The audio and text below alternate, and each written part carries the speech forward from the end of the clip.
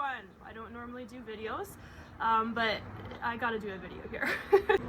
And I'm broccoli my teeth? Okay. You can win in multiples. Normally what happens in a busy market is there's a house for sale and there's tons of showings happening. People are upstairs, people are downstairs, it's a little bit chaotic. Right now with COVID, however, of course we're all wearing our masks, but there are half-an-hour appointments and you and your client can be in the house at one given time, that's it. What's happening is there's a lot of waiting outside. So today I was waiting for my clients, just standing on the lawn with about 5 other people, and I could not believe the conversations that were happening. One buyer was saying, you know, this market is absolutely insane. I've lost out on 15 offers in the last 3 weeks. 15 offers. And then there was agents piping in, oh, I know, you know, this will be my 8th offer if we do an offer on this house, and my clients have lost out on 7. Yeah, people are frustrated. And I think people are frustrated because they're continually losing out because they're not doing the tips and tricks it takes to win multiple offers. I don't know if this video is going to be for maybe an agent that's watching this, you know, that maybe you can get something from this and help your clients win in multiples. Maybe this video could be for a buyer who's sick of losing in multiples. You know, you can share this information with your realtor. They're there to help you, and I think sometimes, just like anything else, you know, you don't know what you don't know, and hopefully you can take something out of this video that, you know, maybe your agent's not doing that they could be doing for the next offer. So here we go. Tip number 1. The first thing I want to kind of start with is Mindframe. I hear a lot, you know, if it's meant to be, it'll be. People love to kind of wish and hope and pray that things are going to go their way. Wishes and hoping and thinking.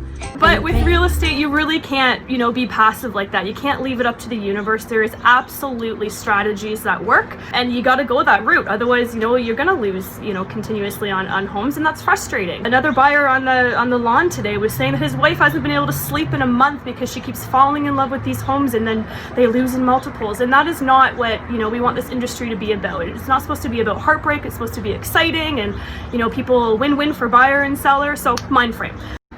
Tip number 2, closing date.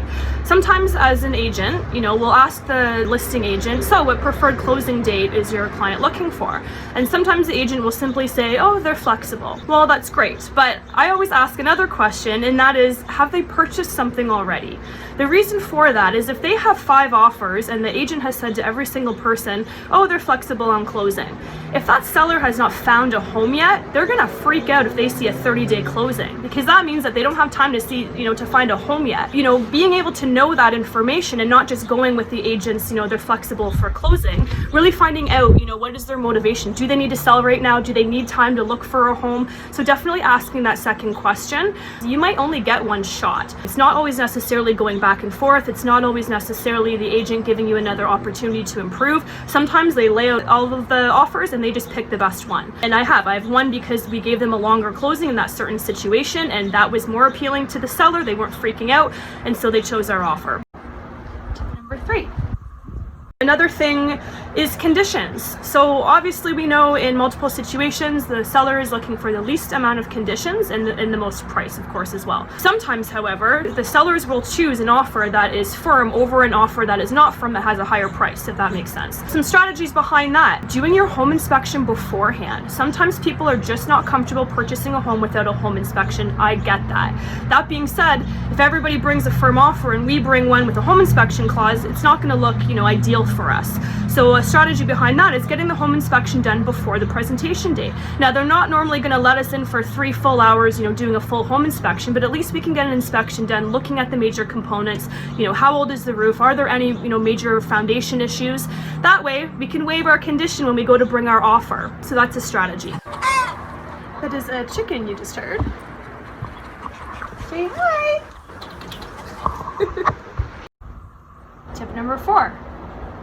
Financing is absolutely huge. We want to make sure that the financing is good, and that as a buyer agent, I can present that offer to the listing agent and say, listen, we took out their financing because they're golden. We did all of our homework beforehand. The mortgage broker has all of their information. They've checked their credit. It's a full pre-approval. They are good to go.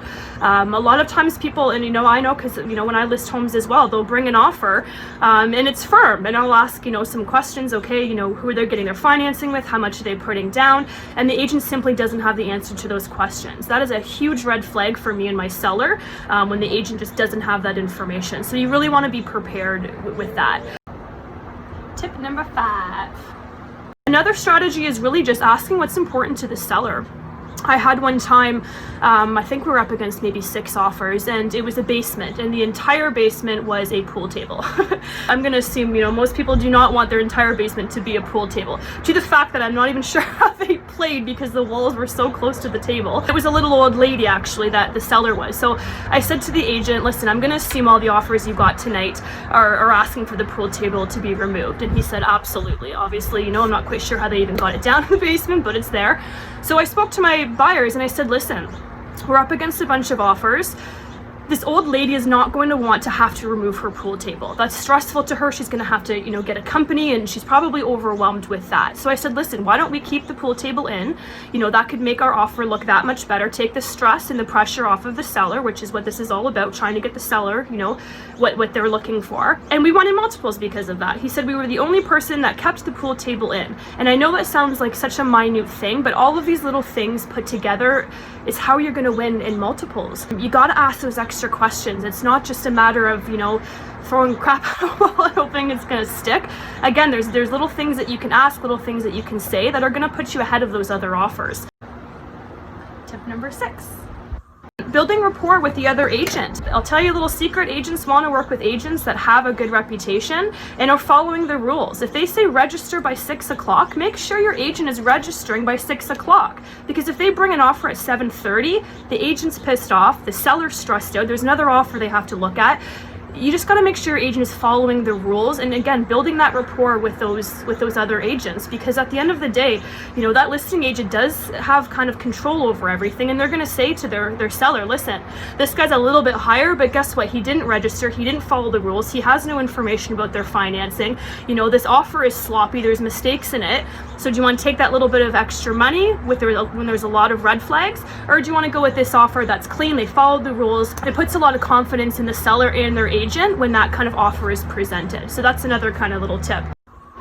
Tip number 7. Price.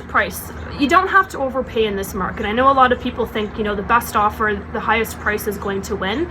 That's not necessarily the case. It's really not. And I know that because I have won in multiples where we were not the highest offer, but we had all those other little tips and tricks behind it that they did, decide to choose our offer. So you do not have to overpay in this market. Get your agent to pull comparables. If a house is priced at 600, but everything on the street is going for 700, well, no, if you pay in the sevens, you didn't overpay 100 grand. It just means that the agent underpriced it by $100,000. So get your agent to really do their comparables, do their homework. Things are going up monthly. What is that number? Make sure your agent knows that number, so that way, you have a fair game and you know what the house is actually worth.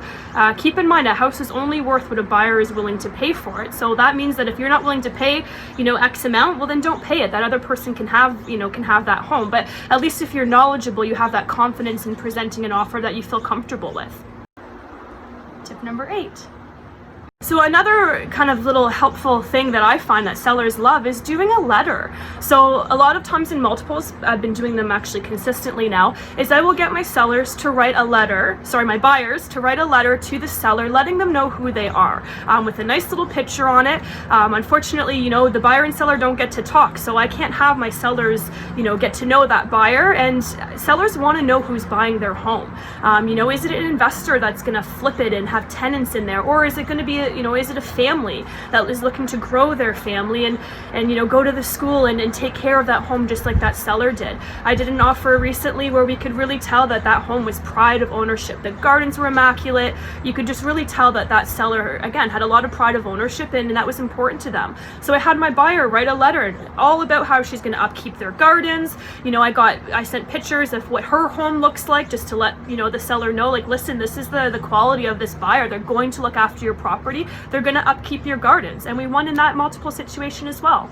It's not always about price, though. I have to say there's other things that you can do, and it doesn't have to be a frustrated market. And yeah, I hope this video, kind of helped some of you. Good luck. Stay safe out there. Ready? Okay.